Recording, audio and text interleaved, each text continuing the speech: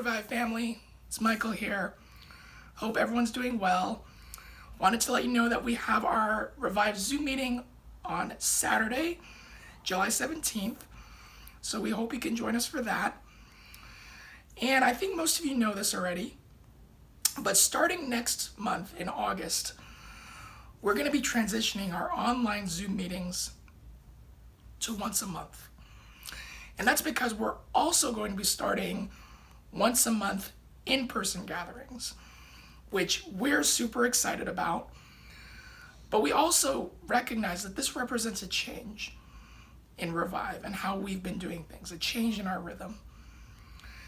And I think it's only understandable that we could have some mixed emotions when we're thinking about the changes coming up in our lives. On the one hand, I'm sure that we're excited about the things that are coming up, things that we're going to be able to do that we haven't done in a while. But we could also have some sadness about needing to let go of certain things. That maybe there's a way that we got used to a new rhythm during the pandemic, and now we have to make another change and let go of the way that we've been doing things. And both of those are valid.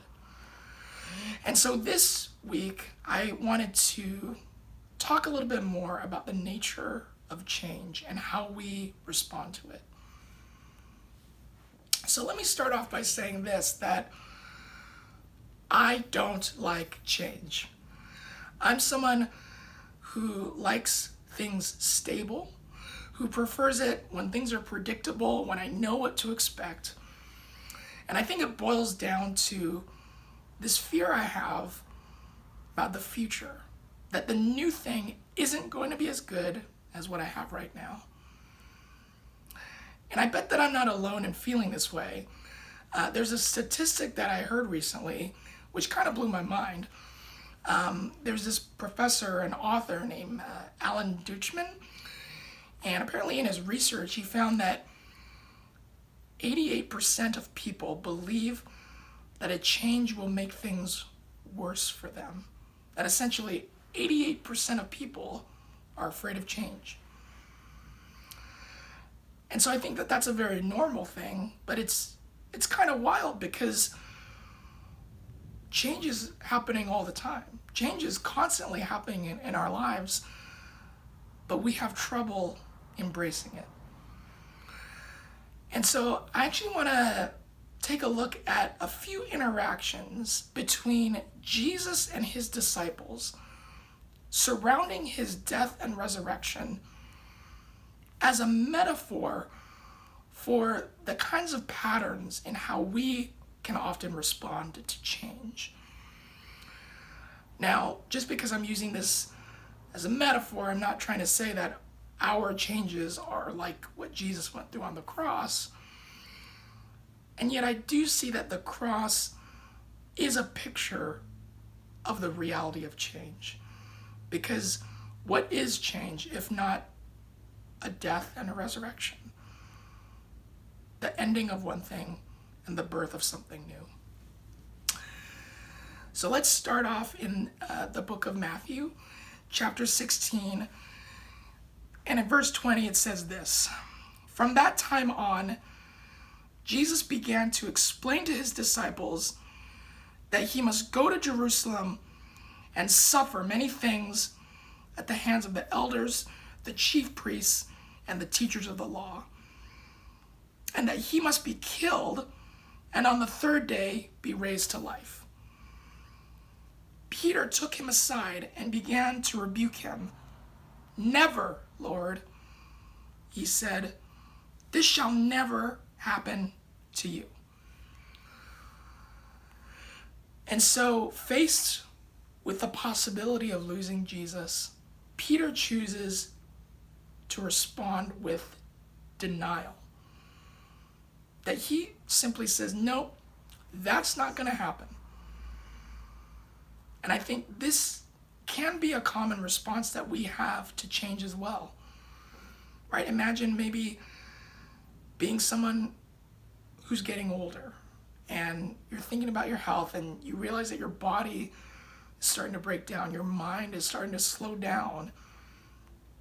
but you choose to ignore it. You choose to pretend like it's not really happening because you don't want to change the way that you live. And yet I think God would look at that and say, that's not the way. When the next verse, Jesus actually rebukes Peter and says, Peter, you don't have the things of God in mind, you have the things of man. So denial is one way that we can respond. Another way gets highlighted later on in the book of Matthew.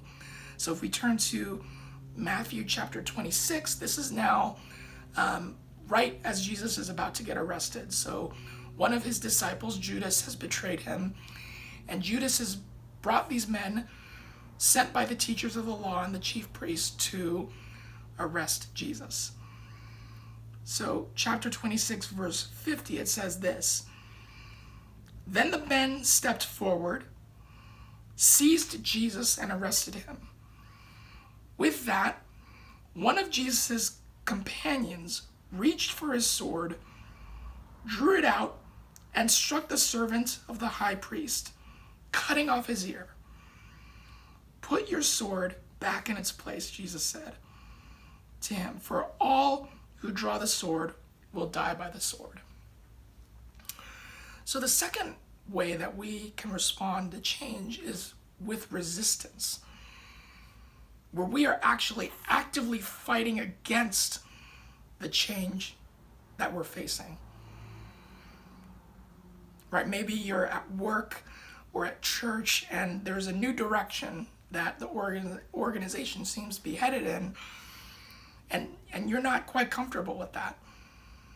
And so we can actually choose to fight against and resist those changes. But the danger comes where, what if we're resisting something that's needed? What if we're fighting against a change that God wants in our lives? And so here, once again, Jesus rebukes this disciple and says, put away the sword. That's not the way. There's one more example that I want to highlight, and this actually comes from the Gospel of John, chapter 21. And this is in the aftermath of the cross. So after Jesus has died, we see the disciples. Peter is there and a few others, and they're by the Sea of Galilee. And in chapter 21 of John, verse 3, it says, I'm going out to fish, Simon Peter told them, and they said, we'll go with you. So they went out and got into the boat, but that night they caught nothing. So I bring this up because, as many of you know, before these men were followers of Jesus, they were fishermen. And in fact, when Jesus first called them to be his disciples, they were fishing. And this story here is a callback to that event. But I think it also illustrates something, that when we are facing change, and maybe the change has already happened, we can choose to hold on to the past, to try and go back to what we had before. Right? The disciples are actually reverting back to their former lives before they met Jesus. It's kind of like the person who goes through a breakup and then they spend all their time just looking up their ex on social media, right? It's not just that they're not moving on, they're actually taking some unhealthy steps backwards. And the funny thing is, right, it says that they went out and they caught nothing. And in fact, the next verse is even funnier, because then the resurrected Jesus comes and he looks at them and he's like, hey, so you guys didn't catch any fish, huh? And they're like, nope. It's because trying to go back to our former lives, trying to repeat the past, it doesn't work. That's not how life works. And so through these examples, we see that the disciples just couldn't embrace the change that Jesus had set before them. I think for us, there are better and healthier ways that we can choose to respond to the changes in our life. What if instead of denial, we choose to respond with engagement? And instead of running away, pretending that our changes are not happening, that we face them head on and we open ourselves up to our inner thoughts and feelings and emotions of what's going on inside of us as we think about these changes. And we allow ourselves time to process and prepare for the changes that are coming up, choosing engagement instead of denial. And what if instead of resistance, we choose partnership? Actually coming alongside and joining in the change and direction that God has set before us, doing our part to bring about the new reality. Not being afraid of what's coming, but actually being part of the change ourselves, being champions of change. And what if instead of holding on, we choose into letting go?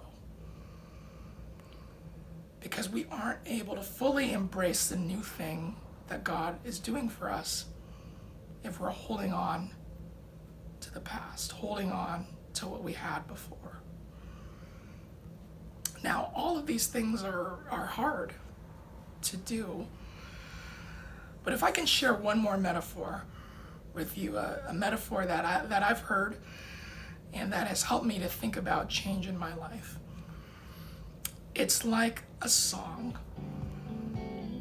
See, in a song, there's different notes and chords. You can choose to play one note and hold that note forever. But after a while, that would just become like noise. Our ears are listening for the change, for the note that comes after and the one after that. It's the dynamics, the ups and downs, the movement. That's what makes a song music. And in the same way, it's the change in our lives that brings the richness, the fullness, the meaning to our lives.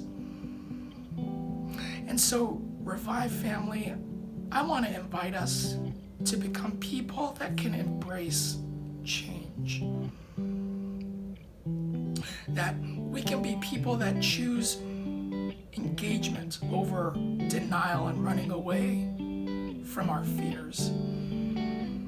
That we can choose to partner with the things that God is doing, with the changes that God has for us, instead of resisting them.